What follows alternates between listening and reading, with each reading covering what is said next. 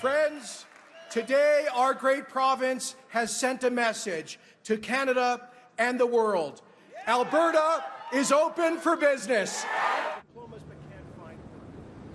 Jason Kenney using a line right out of Doug Ford's playbook during his victory speech last night when he became Alberta's next premier. The two Conservative politicians are also on the same page when it comes to fighting the federal carbon tax, which is turning out to be a key issue in the upcoming fall election.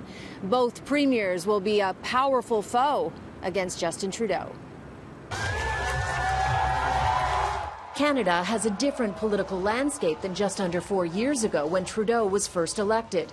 Liberal allies like Kathleen Wynne, who supported carbon pricing, have gone down in defeat. And the Prime Minister more recently has taken a blow over the SNC-Lavalin scandal. The brand is tarnished. Sunny ways are dead.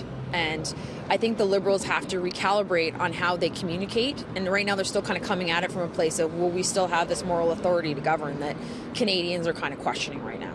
Which could make it a whole lot more difficult for Trudeau to sell his carbon pricing plan, or as the Conservatives call it, a carbon tax.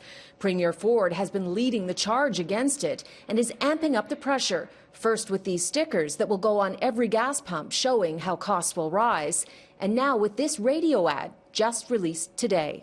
You'll pay more for heating your home, for driving your kids to school, and for groceries. The stickers and the radio ad both neglect to mention the federal government is promising carbon pricing will be revenue neutral and they will offer a rebate. The NDP are calling them nothing more than partisan ads. These stickers have no impact on anything other than fueling Doug Ford's ego. But they could actually sway voters on the federal stage. I think they will work because I think one thing is communication through media, but advertising really does move opinion and really does reinforce things, and it's reinforcing that stuff is going to cost more. As for the cost of the stickers and radio ads to taxpayers, Conservative ministers were trying to duck that question today. So what's the budget, Minister? What's the budget, Minister?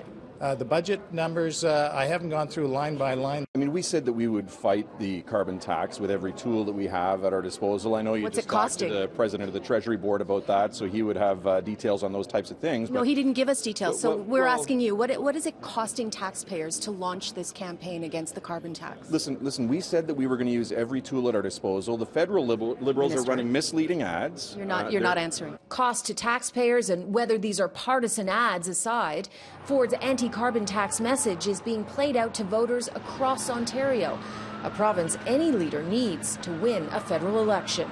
There's a reason we're seeing premier after premier be elected on anti-carbon tax platforms is because it's popular, right? And it's easy to understand. I do think environmental issues are still prevalent among Canadians, but if people have to pick between can I afford my groceries or that extra sweater or that gift for my kid, or should I sort of help the environment, which may or may not be in danger at some point, they're going to pick themselves. Now, a spokesperson for the Ford government later told me that the radio ads and the stickers are part of the $30 million the Ford government set aside to launch a constitutional challenge against the federal carbon tax. That has been playing out in court all this week.